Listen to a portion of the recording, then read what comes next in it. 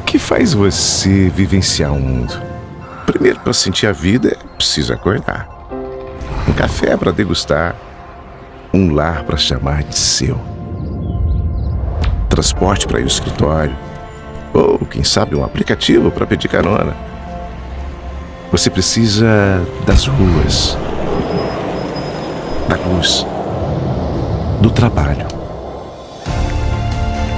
da tecnologia para vencer o dia, das pessoas para se conectar.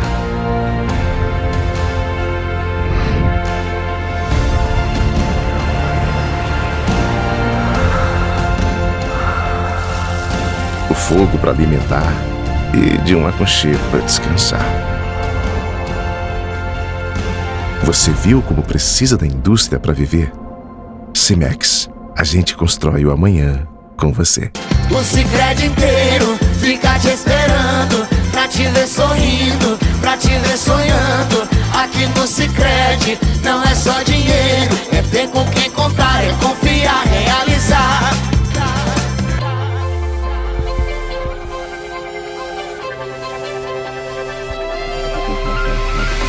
No Brasil inteiro não é só dinheiro, é ter com quem contar.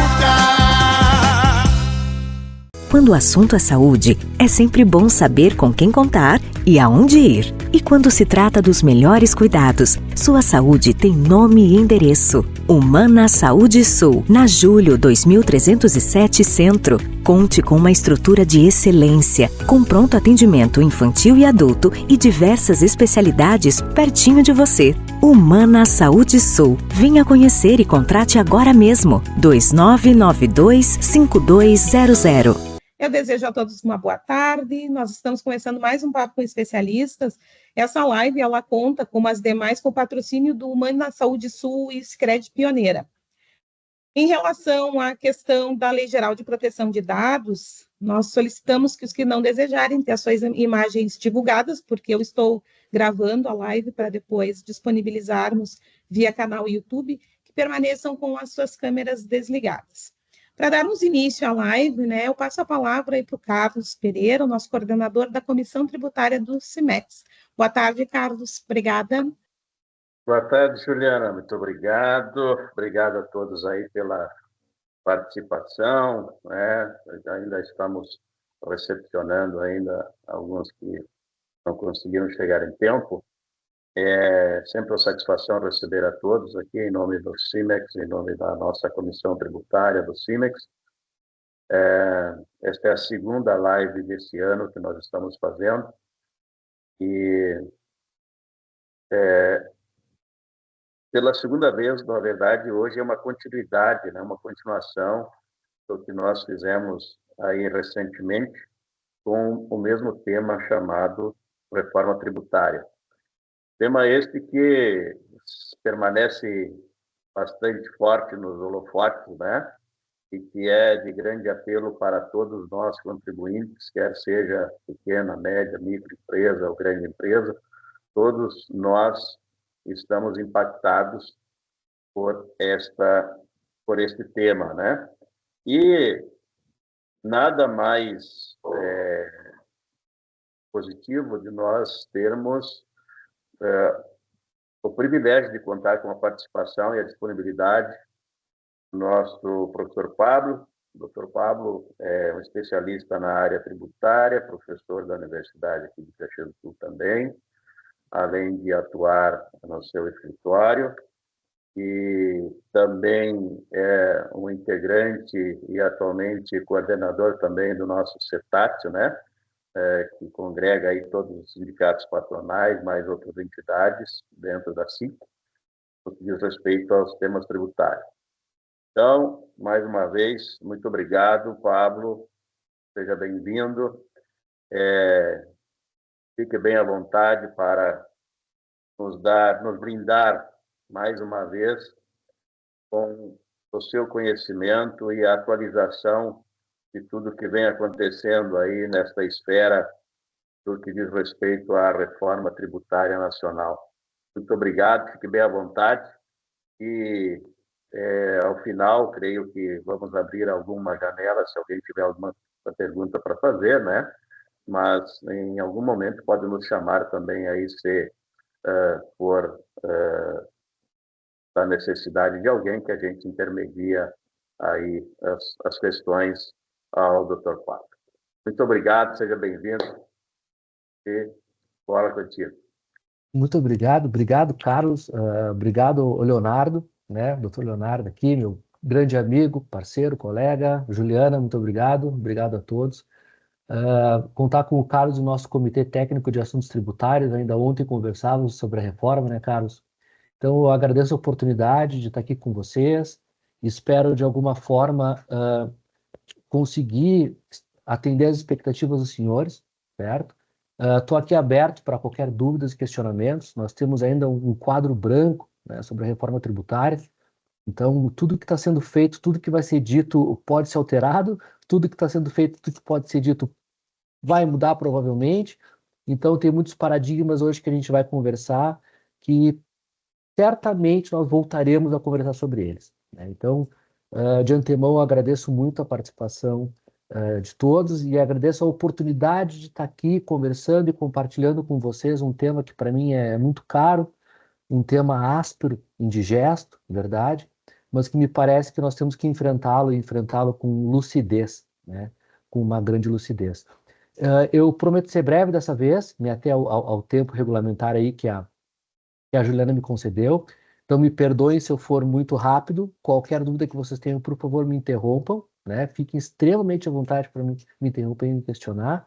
Eu trouxe uma singela apresentação, né? Que será a continuação da apresentação daquele primeiro encontro que nós tivemos. Então, minha proposta de trabalho para esse nosso encontro é colocar todos na mesma página novamente, onde é que nós estamos, reforma tributária, do que trata, pode ser até um bis in idem enfadonho para alguns que já estão muito por dentro da reforma, tá?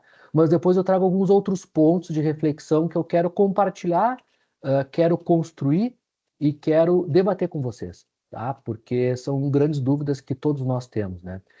De antemão, pessoal, eu sempre gosto de falar uma coisa que me parece que é sempre sensível falar e sensato também falar. E nós temos muitos céticos a respeito da reforma tributária, né, Carlos? Nós temos muitas pessoas que dizem, isso aí não vai acontecer, isso não vai dar em nada, vai ser pedalado para o ano que vem, para 2027, 2028. Ok, pode ser que haja, de fato, uma modulação temporal de ingresso de vigência da reforma, tá? Pode ser que tenha uma modulação temporal para início de vigência do IBS, para extinção total do ICMS, pode ser que haja uma modulação temporal. Mas, meus caros, eu posso falar uma coisa para vocês com muita tranquilidade. A reforma tributária, ela já aconteceu. Ela já aconteceu. A questão agora são os parafusos que estão sendo apertados. E o grande problema que eu vejo é que esses embates políticos que nós temos hoje nas casas legislativas vai forçar novamente a que os textos complementares, que é o que eu quero me ater nesse nosso encontro, os textos complementares serão aprovados no dia 23 de dezembro, na madrugada, às 3 da manhã, como foi a emenda constitucional, pegando todos nós, como se diz no bom português, de calças curtas, né? E é aí que vem o ponto. Me parece que às vezes o governo central, os idealizadores da reforma, também contam com esse andamento da política nacional. Ou seja, deixam os debates de lado, grupos de trabalho secretos e aprova na calada da noite, porque, verdade seja dita, os nossos congressistas não fazem a menor ideia do que eles estão votando. Nem sendo a favor nem contra, não tem nenhum ideologismo aqui, tá? Eles não sabem tecnicamente o que eles estão votando, né? E hoje eu acredito que a gente vai entender um pouquinho melhor isso. Então, eu vou compartilhar minha tela aqui. Deixa eu ver só como é que eu posso fazer aqui para... Aqui, vamos ver. Então tá, maravilha. Pessoal, tramitação, tá? Eu acho que vale a pena a gente só falar brevemente aqui para depois a gente conseguir se situar numa timeline aqui mais ou menos racional, certo? O que nós temos hoje? Tá? Bom, nós temos a PEC 132 de 2023, que foi aprovada, que é a reforma constitucional, que derivou, né, essa emenda constitucional que derivou da PEC 45, certo? Depois nós temos a sua promulgação em 20 de dezembro de 2023, e é esse o fato que eu sempre levo em consideração, esses sustos com jabutis que a gente pode levar. O PL 108, por exemplo, trouxe alterações drásticas do ITCMD, que passaram na calada da noite, enquanto os especialistas estavam tratando de IBS, de CBS, o ITCMD passou liso com uma série de coisas no PLP que está hoje na Câmara. Então, em 24 de abril desse ano foi protocolado o PLP 68, em 5 de junho foi protocolado o PLP 108, e nós temos hoje aprovado o PLP 68, tá? Dia 10 de julho de 23 foi aprovado na Câmara, e dia 19 de julho foi protocolado no Senado.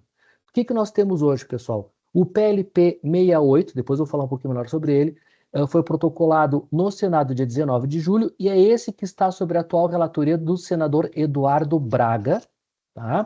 Que está aguardando a finalização do pleito municipal, do segundo turno do pleito municipal, para dar sequência na votação, com um problema técnico, porque eles estão votando orçamento, estão votando algumas questões de reestruturação econômica do país, de finanças públicas do país, para o governo conseguir atingir as bases do arcabouço fiscal. Tá? Então, me parece que o PLP 68 ele está no Senado, vai retornar para a Câmara com algumas alterações, muito embora o Arthur Lira, presidente da Câmara dos Deputados, falou que já está combinando com o Pacheco que esse retorno seja rápido para que eles votem o 108 também. Então, tudo está se desenhando, pessoal, para que até o final deste ano, de 2024, nós tenhamos aprovado o PLP 68 e o PLP 108 na calada da noite. Porém, hoje, em termos temporais, o que nós temos é isso. O último movimento foi de 19 de julho, que o Senado Federal recebeu o PLP 68 aprovado na Câmara dos Deputados.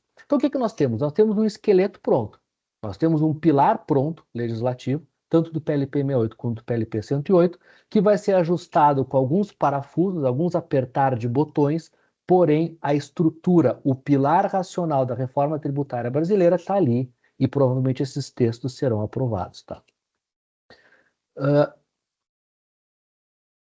Esses dois aqui estão em tramitação, o 108 e o 68. É neles que a gente tem que ficar de olho. Como eu falava para vocês, nós temos dois projetos previstos, o projeto 68 de 2024, que trata da Lei Geral do IBS, da CBS e do Imposto Seletivo. E nós temos o PLP 108, que trata exclusivamente da gestão e fiscalização e do comitê gestor do IBS. Tá? Eu li todo o PLP, os dois PLs, eu acabei lendo todo, né, no detalhe. O PLP 68 trata muito sobre a parte política do comitê gestor, é uma autarquia quase, é um órgão super poderoso, é assustador, né? E eu costumo dizer que é muito engraçado, né, pessoal, porque a promessa da reforma tributária foi de que nós terminaríamos com a guerra fiscal. Terminaríamos com a guerra fiscal. Acabou a guerra fiscal, o princípio do destino, tributa lá, não interessa, não tem mais benefícios fiscais. Lembrem-se, né, que em 2033, 2029, 2033 terminam todos os incentivos e benefícios fiscais do ICMS, né? Então isso é importante parar para pensar, depois a gente fala um pouquinho sobre isso. No meu ponto de vista, pessoal, honestamente falando para todos, a guerra fiscal vai continuar. A única diferença é que agora eles colocaram todos nós numa arena de combate, num coliseu chamado Comitê Gestor, onde os estados e municípios vão se degladiar para resolver as questões tributárias regionais. Tá? O Comitê Gestor é um coliseu de guerra, onde nós temos 25 representantes dos estados, 27 dos municípios, e Estado e Distrito Federal, é claro, e ali nós teremos os novos combates à nova guerra fiscal. Esse é o PLP 108. O 68 é o PLP que eu quero me ater nesse nosso encontro de hoje. Talvez ali no futuro a gente possa voltar a conversar sobre o PLP 108, que vai tratar do processo administrativo tributário, que muda drasticamente, mas hoje eu quero me ater então ao PL 68 para dar sequência naquela nossa conversa anterior, né? Então, como eu estava falando para vocês, aqui trago basicamente, assim, de uma forma muito sintética, o que trata o projeto 68, né? Ele vai tratar das normas gerais, modelo operacional, importação, exportação, cashback, cesta básica, regimes diferenciados específicos, administração, os regimes próprios da CBS, que são importantes, o imposto seletivo, Zona Franca de Manaus, uma coisa completamente bizarra, foi mantida, e a avaliação quinquenal de algumas bases de cálculo. Por outro lado, então, o PLP 68 vai tratar do comitê gestor, o contencioso administrativo, distribuição de receita aos entes federativos, parte de finanças públicas, não nos interessa muito, e o ressarcimento do saldo credor de ICMS acumulado. Aqui que nós temos um lance importantíssimo para debater, que é os métodos de ressarcimento desse saldo credor e a homologação dele. Perigosíssimo esse ponto.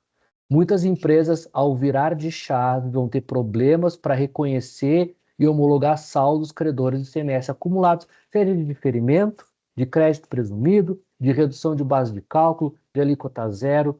É algo que os empresários vão ter que parar para pensar, fazer bem o dever de casa, de como esses saldos estão escriturados para fins de homologação. Depois eu posso falar um pouquinho mais sobre esse tema, né? Pessoal, rapidamente, só para a gente relembrar, o que foi reformado? Consumo, operações onerosas com bens materiais e imateriais ou com serviços em geral decorrentes de qualquer negócio jurídico, independentemente da nomenclatura atualizada. Aqui que nós temos a tão prometida base ampla incidência tributária. Nós teremos a tributação de IBS e CBS, por exemplo, sobre locação. Não se pagava ICMS sobre locação. Hoje nós vamos pagar IBS sobre locações.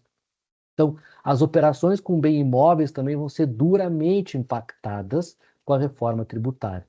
Operações não onerosas com bens e serviços de qualquer natureza de serviço, seja ele prestado em nuvem, prestado telepaticamente, prestado espiritualmente, né? É uma brincadeira, mas vão ser todos os serviços taxados.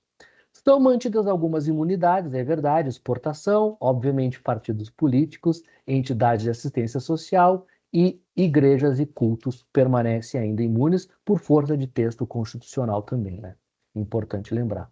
Pessoal, estimativa de alíquotas, permanece um problemaço aqui, tá? O que nós temos hoje de estimativas de alíquotas? Para o IBS, o projeto de lei que está lá com um platô, né, que existe um platô, que o Senado Federal bancou na reforma e está tentando manter, é 17,7 para o IBS. E para a CBS, 8,8. Isso nós teremos uma alíquota de referência, alíquota modal, alíquota geral, tem várias nomenclaturas, mas o termo é alíquota de referência de 26,5%. Tá? Já tem estudos do CECIF, que é o Centro de Cidadania Fiscal da Fundação Getúlio Vargas, que já está falando em 29,39%. Os mais céticos já falam em 30%. Já tem gente falando em 28,3%. Porém, o que tem hoje de combinado nas casas legislativas seria esse limite de 26,5%. Tá? O que o governo tem dito? O Ministério da Fazenda tem muita exceção, tem muito regime diferenciado, tem muito problema, então essas alíquotas vão subir. Isso é uma mentira enorme, porque, por exemplo, na França, nós temos 3 faixas de alíquotas, a super reduzida, a reduzida e a de referência. Isso não significa que a França tenha o IVA dual, ou o IVA único, que eles têm só um, de 26,5%. A França tem de 19%, que é a média da OCDE. Portugal, 19%. Alemanha, 19%. Hungria, 27%, é o maior do mundo. Atualmente é o IVA da Hungria. Nós vamos passar, tá? Mas hoje o que eu tenho de concreto para compartilhar com vocês, pessoal, é 26,5%. Essa seria a nossa alíquota de referência, que está lá taxada nas câmaras e contratada pelo Senado Federal, quando foi aprovado lá na Câmara o PLP 68. Base de cálculo amplíssima, pessoal. A base de cálculo é o valor integral cobrado pelo fornecedor a qualquer título, excluído IBS, CBS e IPI, ou seja, finalmente a tributação por fora, ok? Tributação por fora, não teremos mais tributo sobre tributo. Mentira, porque o imposto seletivo, o imposto do pecado, vai incidir na base de IBS e CBS. Tá? Então, assim, ó, o IPI é uma coisa bizarra, bizonha. Eu fico atônito com essa questão do IPI, porque lembrem, o IPI lá no texto no texto da Constituição, fala que o IPI terá sua alíquota zerada.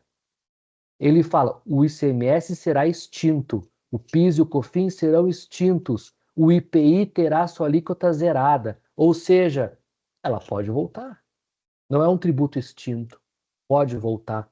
Mas o IPI vai continuar sendo cobrado para aqueles bens de fabricação que também existem na Zona Franca de Manaus.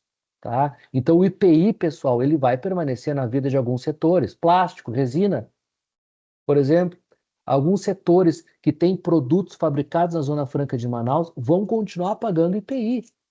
Isso é um absurdo, completo.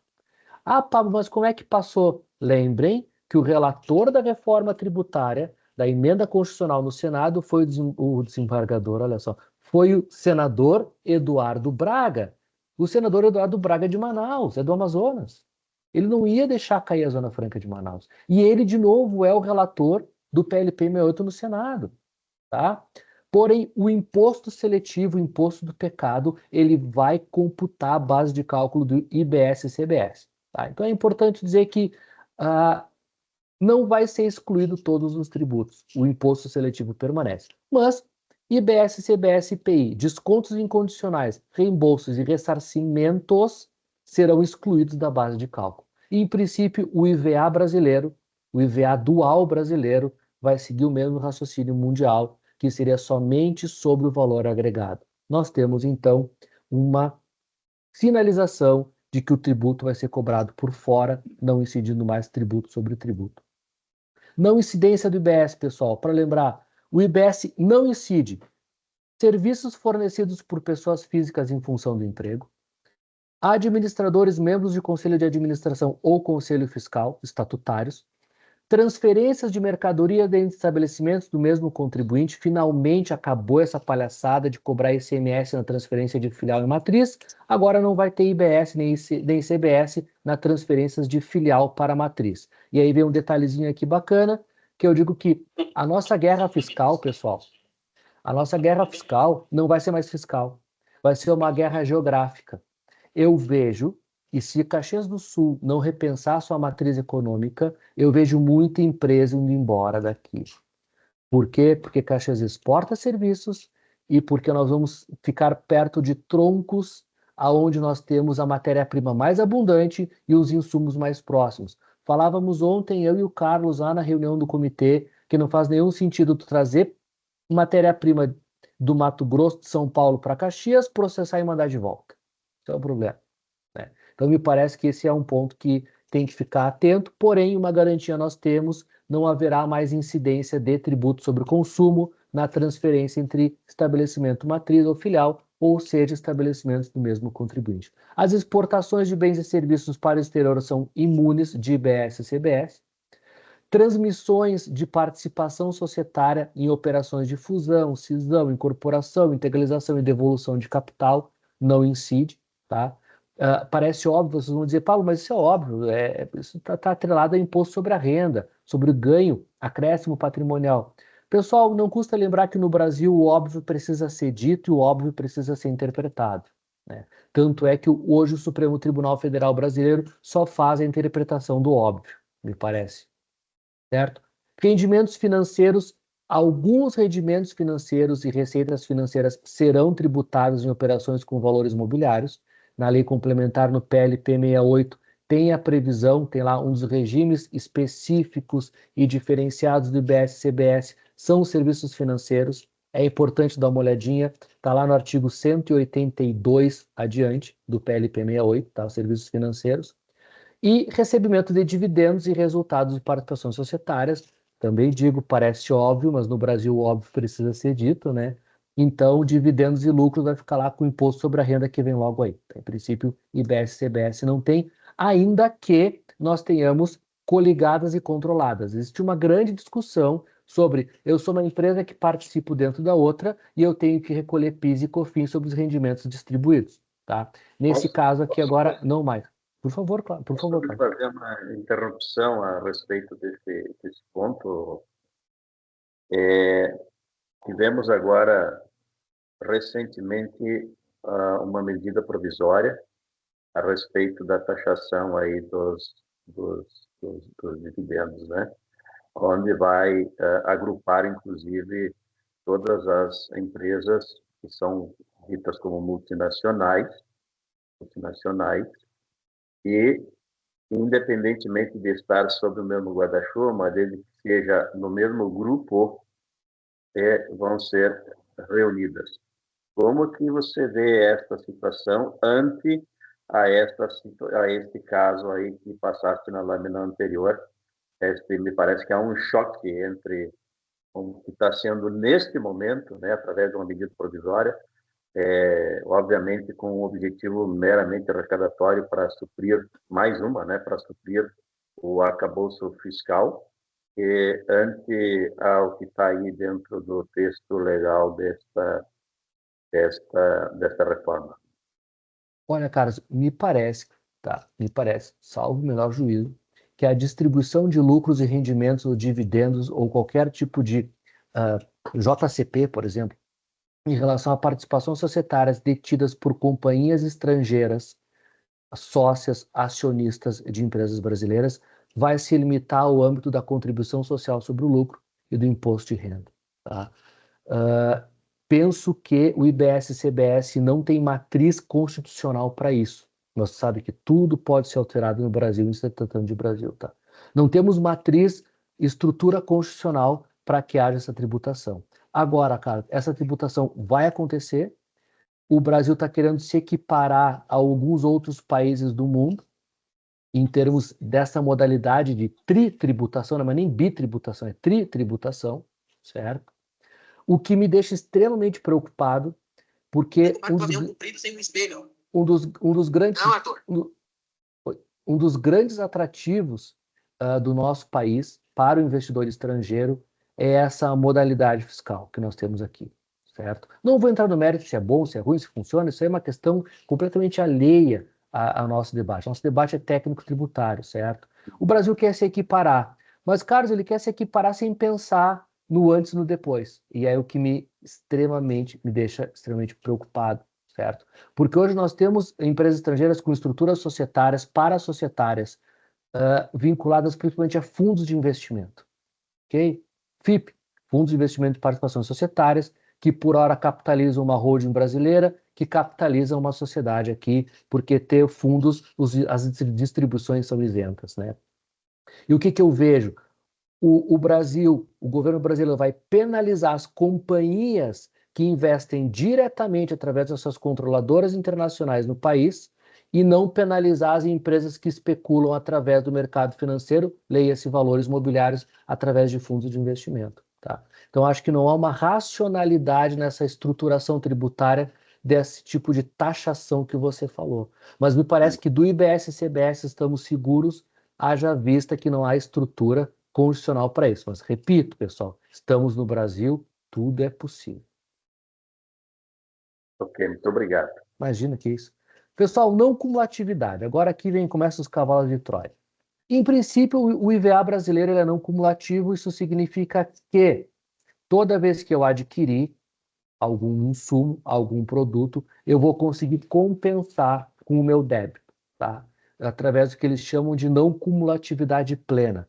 Termina-se, em princípio, aquela briga que nós temos na não cumulatividade do PIS e COFINS. O que é insumo, o que não é insumo, o que acredita, o que não acredita, para quem tributa no lucro real. E o lucro presumido também vai permitir o creditamento ou a compensação. Ou seja, nós teremos uma não cumulatividade ampla para evitar justamente a incidência de tributo sobre tributo, para que o tributo seja apenas existente no valor agregado, certo?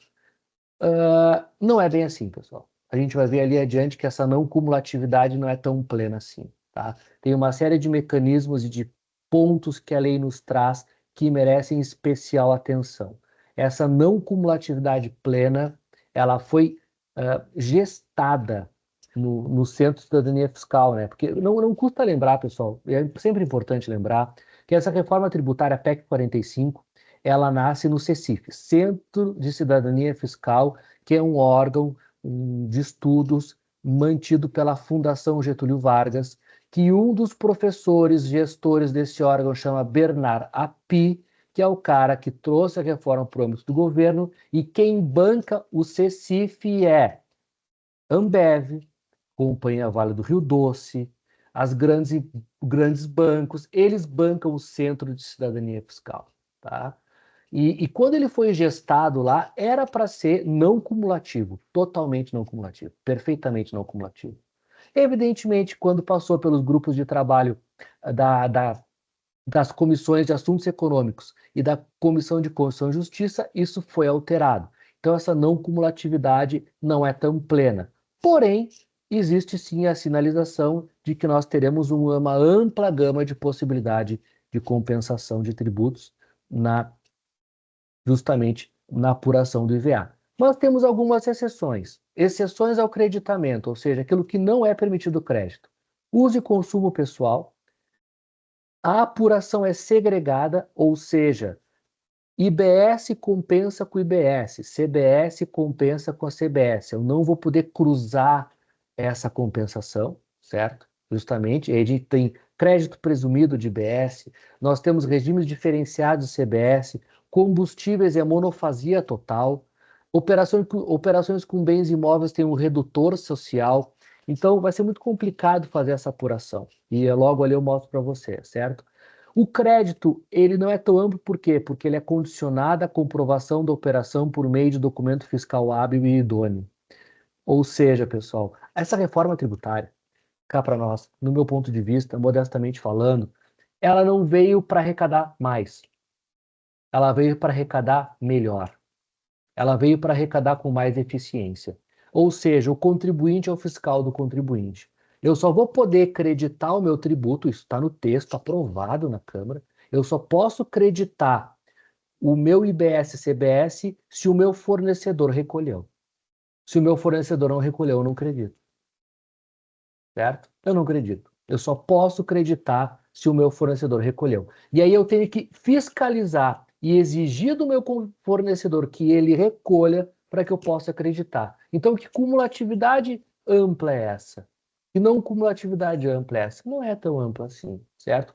Operações imunes isentas alíquota zero não permitirão a apropriação de crédito. Alguns casos sim, depois eu mostro para vocês, mas são pouquíssimos casos que permitem a apropriação de créditos quando eu tenho, por exemplo, operações de alíquota zero, o caso de venda de hortícolas, né, produtos da cesta básica, alguns deles permitem um crédito presumido, aquisição de resíduos de logística reversa, né, embalagens, alguns pontos que passam pela reciclagem, logística reversa, quando eu vou adquirir de coletores, né, ou de associações de catadores, por exemplo, que terão imunidade, eu, na condição de transformador, eu vou ter direito a um crédito presumido, tá? Então, tem algumas questões ali que merecem a gente olhar. Operações sujeitas a alíquota zero, vai ser mantido o crédito nas operações anteriores e eu tenho 5 anos para usar o crédito acumulado. Tá? Então, eu tenho 5 anos. Se eu tenho crédito acumulado de IBS e CBS, eu tenho 5 anos para compensar, ou eles dizem, prometem que vão ressarcir em dinheiro na conta do contribuinte. Eu nunca vi o governo dar dinheiro para ninguém, para a empresa. Nunca vi isso acontecer. Ressarcimento em dinheiro via Pix na conta. Estou pagando para ver, mas a promessa é essa, pessoal. Operacionalização. Por favor. Posso lhe interromper mais uma vez? Deve, Carlos. Na lâmina anterior, estava mostrando a respeito da questão, chamando a atenção para o fato de que o contribuinte vai ser fiscal do outro contribuinte, né, dentro da cadeia de fornecimento. Isto, sem muito esforço, já é importante chamarmos a atenção de todos que nós teremos uma grande dificuldade em saber qual será o custo do item que nós estamos adquirindo, porque tudo depende. Fechamos uma negociação com uma condição fiscal X e o meu fornecedor, na hora que vai efetivar esse faturamento, está com algum problema. Eu não vou poder me acreditar deste imposto. Logo, o meu custo vai aumentar. Então, vejam o tamanho desta bronca que nós estamos falando. Cara, eu acho que formação de preço vai ser muito difícil de fazer durante um período, tá? Hoje eu tive um podcast com o pessoal do Sindigêneros, falando sobre os pequenos e médios mercados, né, ali na SIC, e eles falavam que eu não sei, como é que eu vou formar, eu não sei mais formar o meu preço. Eu não faço a menor ideia como é que eu vou formar o meu preço, o que me gera crédito, o que não me gera. Nós temos que ter muita informalidade no setor de gêneros alimentícios, né, Carlos? Então, é complexo isso aí. Mas vai ter um sistema split, que depois eu vou falar, que ele vai fazer essa apuração automática em alguns casos, em outros casos não. Eu vou ter que pagar pelo meu fornecedor, certo? Então, o que vai ao fim e ao cabo, o que vai acontecer muitas vezes? Vem a nota fiscal e eu digo assim, ó, cara, me manda a nota fiscal e eu vou emitir o boleto para recolher IBS, CBS e eu pago o imposto por ti, para poder me acreditar. Oi, Juliana, chamou? Professor, nós temos uma pergunta no chat e eu entendo que seria pertinente a gente já aproveitar. Posso lhe passar? Pode, por favor. Como saber se o fornecedor está pagando os impostos? A pergunta é do Carlos Versosa. Olha, Carlos, em princípio, nós teremos um sistema de pagamento eletrônico chamado Split Payment, que é uma cópia de um modelo europeu, tá? A gente às vezes pensa e imagina que nós estamos copiando o sistema tributário norte-americano. Mentira. O sistema tributário americano se chama GST, Good and Sales Tax. É uma outra forma de apuração de tributo, que não tem nada a ver com o que nós temos aqui. O que nós temos em mesa é uma cópia do modelo europeu. O modelo europeu, a França tem um sistema, a Itália tem um sistema, a Alemanha tem outro sistema, Portugal tem um bom sistema de split payment, que é um pagamento segregado, certo?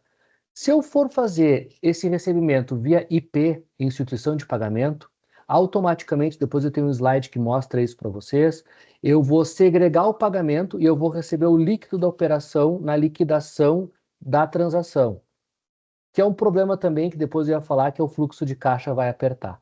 O fluxo de caixa vai apertar bastante. Quem se financia com tributos vai ter que repensar isso, certo?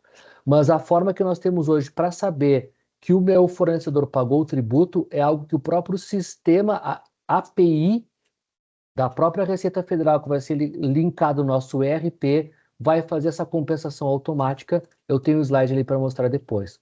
Tá, Pablo, mas e aquele caso que o cara não paga via API, que ele não paga via sistema? Ele vai lá e faz um Pix na minha conta. Mas o Pix, como é que eu vou saber que ele recolheu o tributo? Boa pergunta. Ainda não sabemos, não temos essa resposta. O que o Bernard Api falou numa das audiências públicas, que levou 7 horas, tem no YouTube, tá, pessoal? Coloca na velocidade 2 e deixa rolar. 7 horas de audiência pública. Ele explica, isso é uma exceção e vai ser tratado como exceção, e ali nós vamos verificar, porque o sistema de contabilidade, através do Schema, né, do XML, ele vai ter uma metodologia de segregar o pagamento. Lembrem que o Brasil está trabalhando uma blockchain, que vai ser a blockchain dessa API, que vai transitar com esse split payment, que chama de DREX, que seria o real digital, que até hoje o pessoal nunca não viu acontecer, não tem nada de concreto, tá? Mas essa é a resposta, Carlos. Se for o pagamento via split, tudo certo. Nós vamos ter certeza que foi pago. Se o pagamento for feito separado, via Pix, cheque, dinheiro, na promissória, paga em saco de soja, aí a gente tem um problema, realmente eu não sei se o meu fornecedor pagou. Tá? Espero ter respondido qualquer coisa e eu estou à disposição, Juliana. Vou dar sequência aqui no nosso bate-papo. Então nós temos 5 entes principais para operacionalização prática desse monstro aqui que nós estamos conversando. Nós vamos ter um comitê gestor que vai atuar de forma conjunta e harmônica com a Receita Federal do Brasil, numa plataforma unificada. Gente, qual é a chance de ter harmonia entre a Receita Federal e algum outro órgão? Quase nenhuma, né? Mas vamos acreditar que vai existir essa harmonia.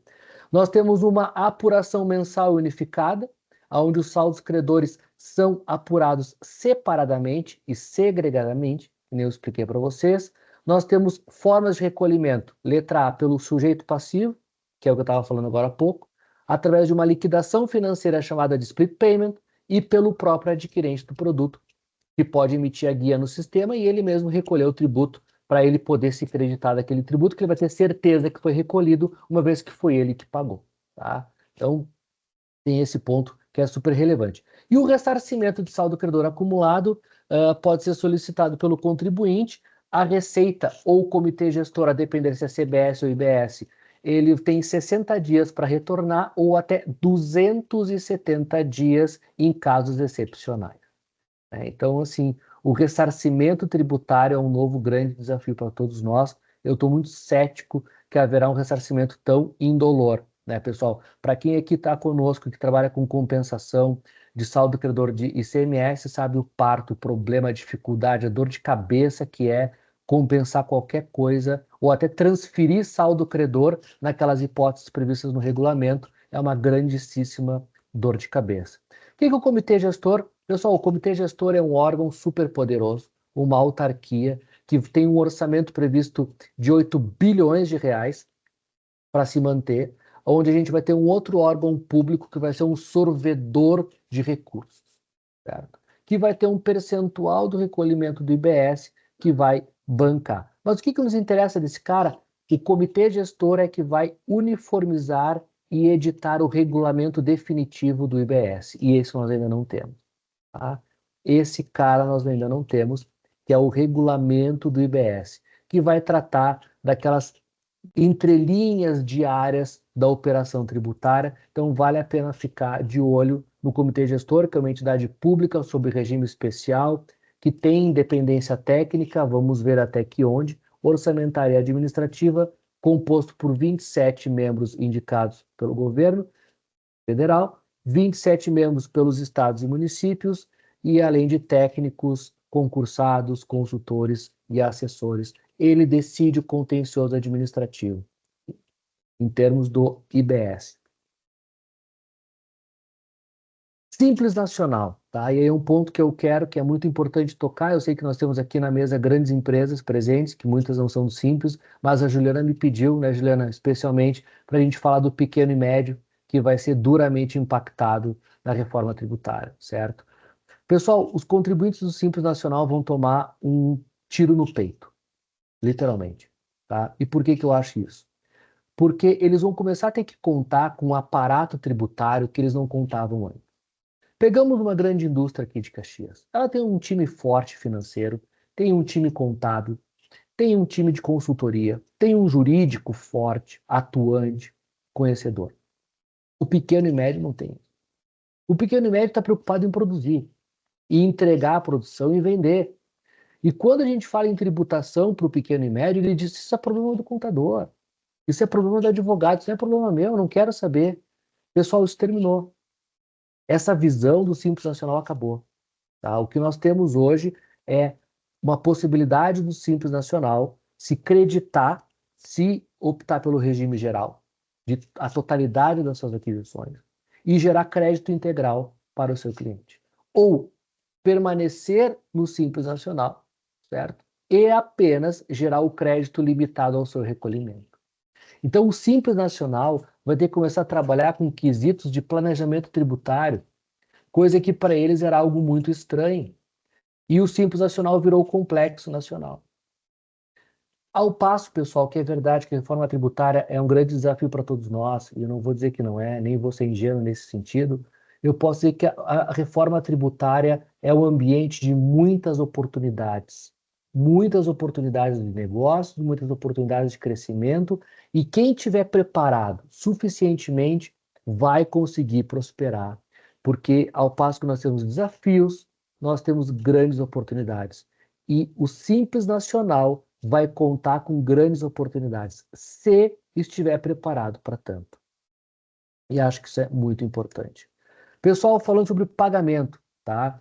Falei para vocês, então, que a compensação é segregada. Nós temos crédito de IBS contra IBS, crédito de CBS contra CBS. Tem um capítulo inteiro sobre compensação no PLP 68, complexo, que vale a pena ler. Grande problema, contribuinte com seu período de apuração. Pessoal, como nós vamos trabalhar o split payment, que o pagamento vai ser na liquidação da operação, na liquidação da transação, aquelas empresas que se financiam com tributos, que usam os tributos para durante o mês pagar algumas contas e depois chegar no final do mês e ter o dinheiro para pagar, isso acabou. Não existe mais período de apuração trimestral, mensal. Ou seja, quem usa tributo como caixa está fadado a ter um grande problema financeiro. Vai apertar o caixa, pessoal. Então é muito importante se ter em mente que com o sistema de split, nós vamos pagar o tributo imediato e eu receber o líquido da minha operação. Se eu não sei formar preço, se eu não tenho preço, se eu não sei muito bem organizar a estrutura do meu produto, do custo versus o preço, eu vou ter problemas de fluxo de caixa no final do mês e digo isso para vocês com muita tranquilidade, em função que a operação de recolhimento de compensação se dá na liquidação financeira da operação, que é o que tradicionalmente chama de split payment, né? O adquirente é o responsável por fiscalizar o recolhimento do tributo para poder se creditar. Tá? Então, o pagamento envolve essa sistemática. Pois bem, isso aqui é um material que eu peguei do Ministério da Fazenda, certo? Quando eles estavam trabalhando split payment, tem milhares de materiais, todos que nós já lemos na universidade. Eu faço parte do Observatório das Relações Tributárias da Universidade de Caxias do Sul. Nós já lemos aí tranquilamente mais de 5.000 páginas sobre o tema, tá? E aí eu peguei esse split payment puro. Esse split payment puro é o mais simplesinho de todos que eu trago para compartilhar para vocês, que é o seguinte: eu tenho o contribuinte que vai faturar, certo? Esse faturamento, né, o número da fatura vai para o meio de pagamento, que a gente chama de IP, Instituição de Pagamento. É a maquininha de cartão, é o sistema de pagamento que a nossa empresa usa, certo? Chegou no meio de pagamento, nós temos uma plataforma de apuração de sistema, aonde vai recuperar o valor do tributo da fatura, verificar se o contribuinte tem crédito para quitar total ou parcialmente os valores dos tributos. Se a resposta é sim, aproveita o crédito até o valor do débito, retorna o valor parcial e nós temos ali o valor do IBS ou CBS a ser deduzido do pagamento.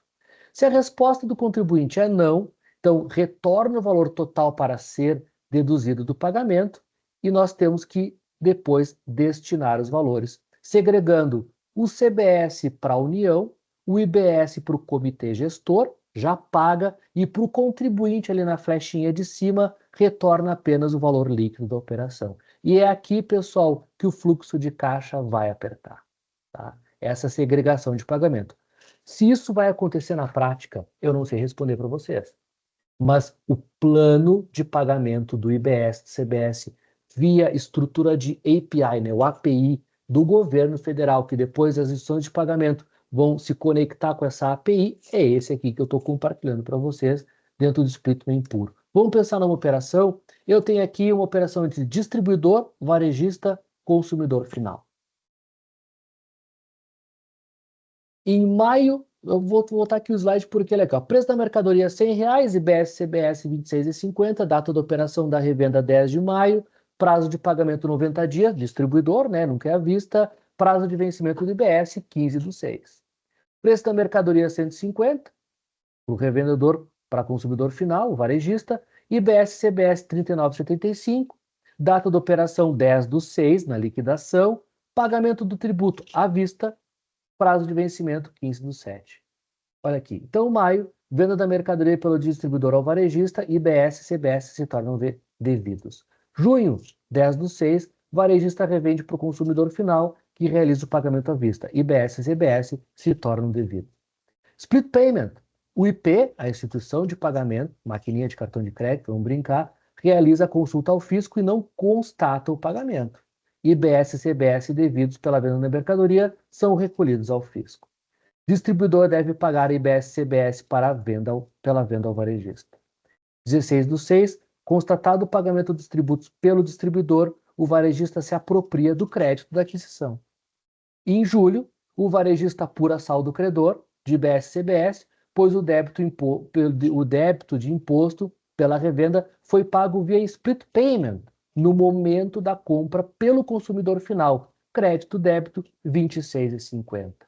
Em agosto, o varejista paga ao distribuidor pela aquisição da mercadoria, lembra? 90 dias de vencimento. O split payment, a instituição de pagamento realiza a consulta ao fisco e constata o pagamento dos 26,50. Caso não haja valores de IBS do distribuidor em aberto, o IBS e CBS devidos pela venda da mercadoria não são recolhidos ao fisco, mas repassados ao distribuidor. Esse é o racional estratégico, estrutural do split payment. É difícil, pessoal. É complexo. Imagina um pequeno e médio, Juliana, formatar um preço. Olha como é que funciona. O varejista está lá, está na frente, pagou. O distribuidor está lá atrás. E isso é extremamente complexo. Compensação, eu estou apurando aqui porque o horário está apertando, né? É até às 5, né, Juliana? Nós temos... Podemos passar um pouquinho, professor. Está todo mundo muito atento, viu? Fiquem tranquilos. Tá certo. Nós temos aqui, então, o regime regular para as empresas do Simples. É o que vai mudar e vai fazer com que a empresa do Simples permaneça naquele sistema de split payment que eu compartilhei para vocês anteriormente. Tá? O regime regular do IBS-CBS, ou seja, nós temos vários tipos de regime. Regime diferenciado, regime específico, regime regular é aquele regime que se chama agora o regime referencial, que é onde eu tenho totalidade de direito de crédito versus débito. É o regime regular, que é onde me parece, pessoal, que as empresas do Simples vão começar a se alocar para poder gerar crédito cheio para os senhores das grandes empresas que estão aqui, certo? O pequeno não vai ser mais, vai ser pequeno em tamanho, mas não pequeno em tecnologia de informação. Isso é um problema, porque nós não temos cultura. Aí vamos falar estoque. Pega uma pequena empresa de um bairro e fala para o empresário, como é que está teu estoque? Eu digo, que estoque, meu? Isso é problema do contador, não tem estoque. Nunca contei estoque, aqui não tem estoque, meu. Aqui eu compro mercadoria por 10, eu quero 15% de lucro, eu jogo 15% e vendo. Essa é a realidade do empresário pequeno brasileiro. Esse é o problema. Só que para que o fornecedor do Simples se torne competitivo, ele vai ter que pensar nesse regime regular, que permite a apropriação de créditos, a totalidade dos créditos. Quando ocorrer o pagamento, falei para vocês, eu só vou me apropriar do crédito quando o meu fornecedor recolher o tributo. E o slide anterior deixou isso claro para os senhores. Nas aquisições amplas de bens e serviços, porque a não cumulatividade seria plena, entre aspas, com exceções, uso e consumo pessoal. Tá?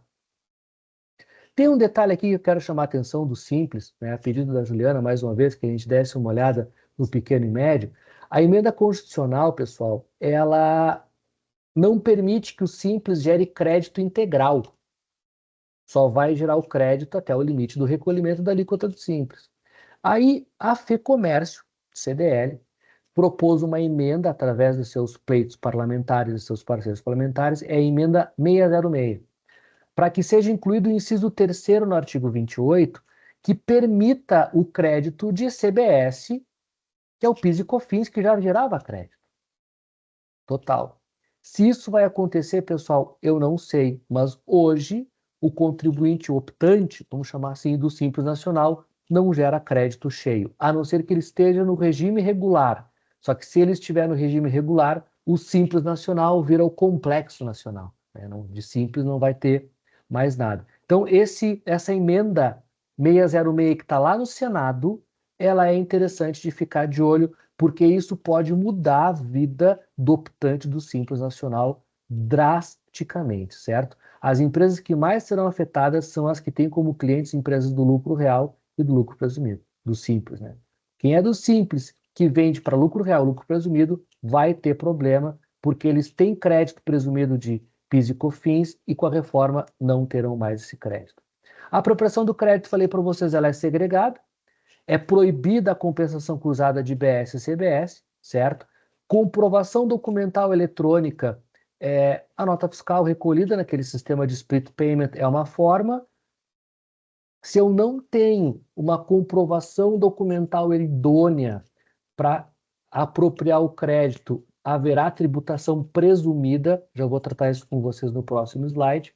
O pagamento do saldo credor saldo devedor, se dá de ordem cronológica, conforme eu mostrei para vocês naquele exercício de split payment. Imunidade, isenção, alíquota zero, alíquota reduzida não geram crédito. Só em alguns casos tem crédito presumido. Não vou entrar em detalhes. Presunções de faturamento, uma coisa nova agora. Antigamente, Professor, Oi, diga. Nós temos a Rosângela, que é da comissão, ela tem uma perguntinha aí para lhe fazer antes de darmos sequência. Por favor. Olá, boa tarde. Oi, boa tarde, Pablo, Rosângela. minha pergunta é ainda ali dos slides anteriores em relação ao split payment. Qual a probabilidade disso se tornar realidade, de virmos a sermos obrigados a fazer o split payment? Olha, Rosângela, excelente pergunta. Ela é muito grande, tá? Porque o split payment é um sistema mundialmente testado e aprovado, certo? Nós temos um paradigma pronto para usar. Os sistemas já estão sendo desenvolvidos e, por exemplo, você vai comprar um produto em determinado país europeu ou qualquer membro da OCDE efetivo, já funciona dessa forma. Então, vamos lá. Em termos teóricos, nós temos todo o ferramental necessário para isso aconteça, nós temos paradigmas, sistemas, metodologias testadas, comprovadas e funcionais. Bom, se vai funcionar de fato no Brasil e como vai funcionar no Brasil, isso eu não tenho condições de responder de forma tão assertiva, porque no Brasil nós temos a possibilidade de chamar o cara do sistema, ele faz um cambalacho na minha nota fiscal para reduzir minha base de cálculo, vocês sabem disso, né? E tinha muito no passado, muito sistema batizado para essa finalidade, né? Então, o brasileiro é muito criativo. Me parece que nós temos que avaliar com calma, mas a probabilidade de que exista essa segregação de pagamento conforme já os modelos mundiais é muito grande. E o Brasil tem sistema, tem condições, tem players locais e internacionais já de olho nisso. E vou lhe dizer, Rosângela, Cielo, Stone, GetNet, Moderninha, todas as grandes instituições de pagamento do Brasil e os bancos já estão completamente preparados para isso. É bem interessante, porque na verdade são dois pontos, né? A questão da teoria e a da prática. E também, como nós estamos falando aqui referente às pequenas e médias empresas, quanto isso vai custar para essas empresas para fazer toda essa automatização necessária? Eu não sei se tem uma previsão já ou algum comentário a respeito de como que o governo vai suportar as empresas nesse sentido em relação à disponibilização da tecnologia para se atender tudo isso que está sendo previsto. Rosângela, pelo que eu tenho visto de bastidores, tá? E nós chamamos de custos de conformidade, tá? Me parece que não há ainda algo palatável e claro a respeito de percentuais de custos de conformidade, porque o governo, de uma forma muito mentirosa, está dizendo que a reforma tributária vai ser neutra, que haverá neutralidade tributária, nós não teremos mais a escolha de consumo, postura social a respeito, ou seja, escolher o caminho que eu quero fazer em função da tributação, que é o que nós temos mais no Brasil hoje. Nós temos profissionais técnicos de contabilidade e direito que vivem disso. Eu sou um deles, né? Que vivem justamente de tecnologia, ferramentais e instrumentos de otimização tributária. E eles querem prometer que isso vai terminar. É uma grande falácia, né? Então, não temos hoje de forma clara qual é o custo de conformidade para o pequeno e médio para suportar o split payment. Certamente, os sistemas vão cobrar por isso. Não vai ser de graça. O banco não vai fazer isso de graça. A Stone, a Cielo, as máquinas de cartão, os sistemas de pagamento que vão dentro de grandes indústrias, né? Não só máquina de cartão, mas as IPs de sistemas ERP, SAP, que tem um add-on, por exemplo, de um sistema de pagamento, não vai fazer isso de graça, né? E essa resposta realmente eu não tenho para dar. Qual é o custo de conformidade estimado, quantos % da receita isso vai representar para o pequeno e médio, não faço a menor ideia. É um exercício que a gente não tem que fazer. Dando sequência aqui, então, pessoal, nós temos algumas presunções de incidência, tá? Isso é gravíssimo. Agora a gente entra em fiscalização e operação administrativo-tributária na veia. Omissão de receita. Omissão de receita é presunção sujeita a IBS-CBS automática. Omitiu receita, vai tributar de forma presumida. Venda sem emissão de documento fiscal idôneo ou registro contábil, a presunção de incidência. O que nós tínhamos hoje em termos administrativos tributários, discussão jurídica, dialética, epistemológica, né, de direito? Nós poderíamos dizer que se o documento é fiscal, é idôneo ou não é idôneo, íamos lá para Cefaz para discutir num processo administrativo, ficar anos debatendo sobre isso. Isso terminou. Essa discussão não existe mais. Se o documento é considerado inidôneo, vai presumidamente incidir IBS e CBS e o ônus da prova é do contribuinte. E é por isso que eu digo, documento fiscal inidôneo é presunção imediata de IBS e CBS devidos. Tá? Hoje a gente tem possibilidade de discutir isso na Cefaz. Isso vai terminar. Saldo credor em conta caixa. Lembra aquela conta caixa que tem saldo contábil no caixa? As empresas têm bilhões de reais de saldo contábil no caixa que não é dinheiro físico, que é aquela pagamento do pintor, do freteiro sem nota que vai juntando aquilo no caixa e fica aquele saldo credor, saldo de caixa, na verdade, isso é presunção de receita. Minha sugestão, pessoal, pega esse caixa, joga no capital social o quanto antes.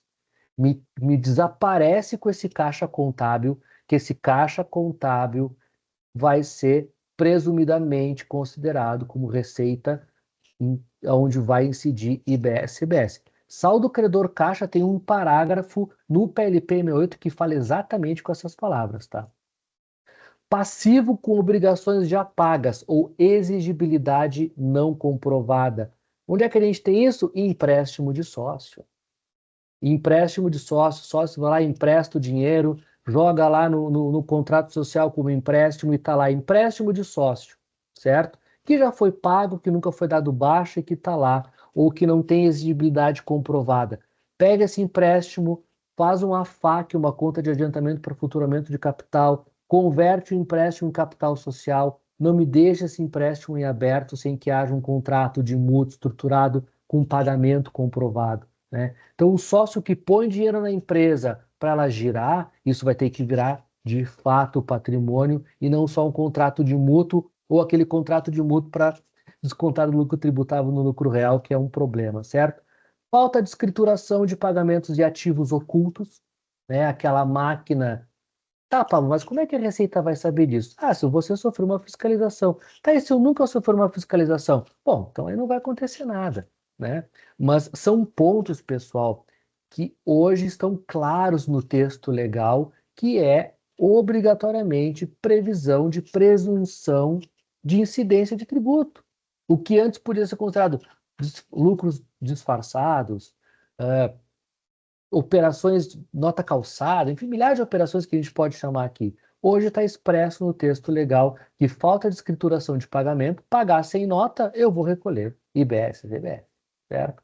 Valores em conta depósito, investimento sem origem, né? Aquela empresa pequena que tem lá um CDB no banco da Ecoval, né? No banco da Ecoval até, mas vamos piorar, né? Um CDB no Banco Inter, sem origem financeira para isso, que está lá no caixa da empresa, foi jogado lá, conta investimento, conta depósito investimento. Eu não tenho origem para aquela transação, certo? Isso aí também vai ser apurado em fiscalização. Suprimento de caixa, falava para vocês, por administrador, sócio, inclusive por terceiros, vai haver incidência de BS e CBS. O que é suprimento de caixa? Peguei dinheiro no bolso e joguei no caixa da empresa, sem um contrato de mútuo, sem uma contrapartida, sem nenhuma operação contratual idônea. Tá? Isso é presunção de receita, certo?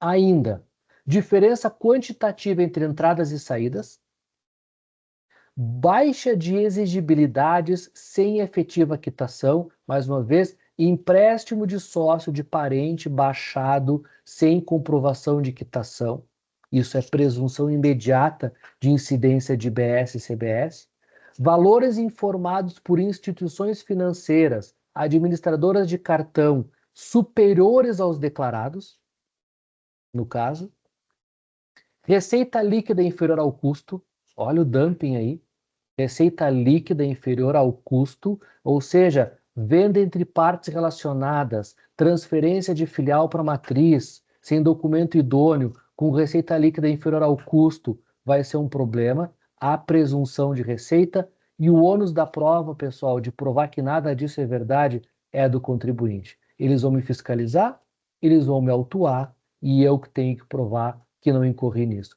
Pablo, mas isso aí vai acontecer, essa fiscalização? Me parece que sim, pessoal, porque o objetivo da reforma tributária, como eu falei para vocês anteriormente, não é só arrecadar mais, é arrecadar melhor, arrecadar com mais eficiência. Zona Franca de Manaus, já falei, que é o nosso IPI, né? Me encaminhando para o final aqui, já falamos que o IPI vai ter a sua alíquota reduzida a zero e que vai permanecer existindo e incidindo em produtos que são fabricados também na Zona Franca de Manaus.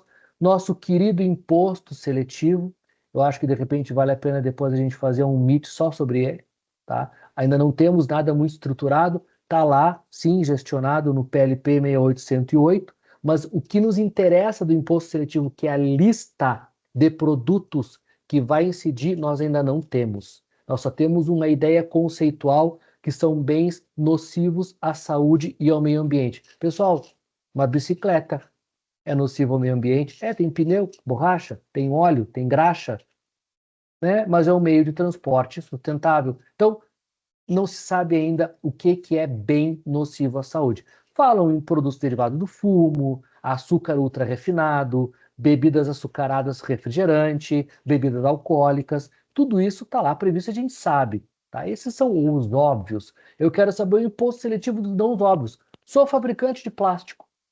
E aí? Sou fabricante de papelão, celulose, transformador de celulose, não reciclador. E aí, isso ainda não temos certeza, pessoal, por isso que eu deixo só o slide para depois, certo? Nós temos aqui os óbvios, veículos, embarcações e aeronaves, vai incidir imposto seletivo, tá? Vou comprar um carro, vai ter. Produtos fumígenos, bebidas alcoólicas, bebidas açucaradas, bens minerais, concursos de prognósticos e fantasy sport, né? Concurso de prognóstico e fantasy sport são os bets e os joguinhos eletrônicos. FIFA, quem gosta de jogar videogame, vai ter imposto seletivo porque entendem de alguma forma, não sei como, que faz mal, né? Mas esses aqui são os óbvios. A outra grande lista que nos interessa, pessoal, ainda não temos, tá? Então, acho que vale a pena a gente ali adiante, Juliana, fazer um outro bate-papo, pode ser com outro especialista, não necessariamente eu, mas um outro bate-papo sobre imposto seletivo. Pessoal, transição super breve aqui, vou dar um turbo, 26, 27, 28, 29 a 32, 233. Nós teremos de 26 a 2033 a transição nesses elementos que eu falo para vocês. Atenção para 2027, que nós teremos a extinção total do PIS e da COFINS, zeramento do IPI. Então, quem trabalha com crédito de tributo, principalmente IPI, atente-se que ele termina. E onde mais vai apertar o nosso calcanhar é de 29 a 32, que vai ter uma redução gradual de ICMS a 1,10, certo? A 1/10, e um aumento do IBS na mesma proporção de 1/10. Então, ICMS reduz 9/10, IBS aumenta 1/10. E assim nós vamos indo até zerar completamente o ICMS e o ISS em 2032. 2033, extinção total do ICMS e de todos os benefícios fiscais. Diferimento, alíquota zero, crédito presumido de ICMS, redução de base de cálculo, terminam e 2033 as empresas vão ter uma outra estrutura tributária para trabalhar, zerou benefício fiscal. Fundopem vai ser compensado, tem fundos de compensação para essa modalidade, e reza a lenda que até o Fundopem já era, tá, pessoal? Então fiquem muito atentos para benefícios fiscais de ICMS. O que a gente pode pensar hoje, pessoal, em termos práticos aqui, durante esse período de transição, de 26 a 33? Um diagnóstico. O que pode ficar de legado dessa nossa conversa, desse nosso bate-papo? É o seguinte: a reforma tributária tem desafios, mas a reforma tributária tem oportunidades. Quem estiver preparado, e muito bem preparado, vai surfar as oportunidades. Uma ideia de preparação que eu posso sugerir e colocar na mesa aqui para vocês é um diagnóstico. Cada um faz o seu internamente, cada um repensa a sua atividade produtiva. que esse diagnóstico tem que ser atentado?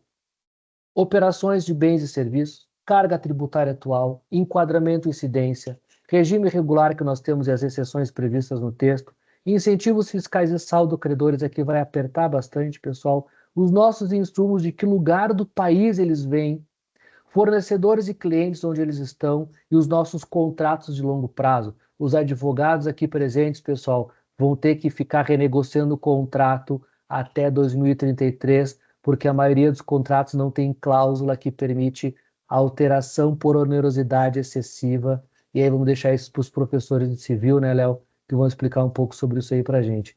Resultado do diagnóstico: carga tributária pós-reforma, nova alíquota mais base de cálculo de incidência no nosso caso, apuração e pagamento, creditamento, compensação, governança de transição. Isso é um ponto que a gente tem estudado muito na Universidade de Caxias do Sul, é dotar o empresário de um mecanismo de conhecimento suficiente para fazer uma governança de transição. E esse diagnóstico é o que vai calibrar esta governança de transição. Obrigações acessórias: como vai funcionar o processo administrativo tributário para as empresas que usam muito o sistema de compensação via processo administrativo, nossos PERDECOMPs, e a comunicação com o nosso cliente a respeito disso, certo? Hot Topics: saldo credores de ICMS, bens de capital, imposto seletivo, Zona Franca de Manaus e IBS, Comitê Gestor, é o que fica de tema de casa para a gente estudar e repensar na nossa próxima conversa. Próximos capítulos, pessoal: reforma sobre a renda, né? Vai ter um outro filme de terror para a gente sentar aqui e conversar, que vai ser a reforma sobre a renda e a reforma da folha de salários, pessoal. Está lá no inciso 3º do artigo 18 da emenda constitucional, em até 90 dias, não aconteceu. Projeto de lei que reforme a tributação da folha de salários. E esse aí não é um filme de terror, é um seriado de terror, né, pessoal, que a gente vai ter pela frente. Pessoal, perdão pelo avançado da hora. Carlos, Juliana, Léo, obrigado pela oportunidade. Eu fico completamente à disposição de vocês para conversar.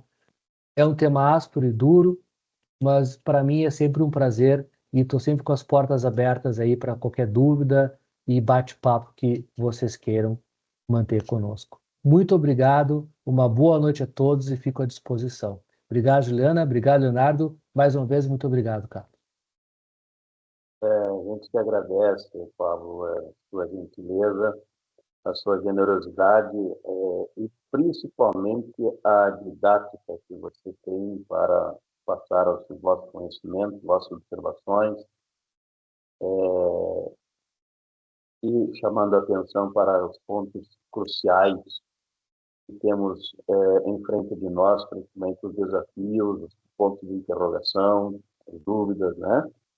E só temos a te agradecer, né, por tudo isso, parabenizar pelo excelente trabalho e, oxalá, possamos ter a oportunidade de, novamente, termos à disposição vossa de compartilhar conosco aí logo adiante, quando tivermos mais informações, mais definições, podemos compartilhar com os nossos colegas, nossos contribuintes, associados aos CIMEX.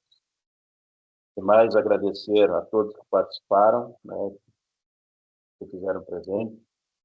Como a Juliana informou, esta live está sendo gravada e vai ficar à disposição. A Juliana depois pode informar os canais aí para que todos possam ter acesso novamente.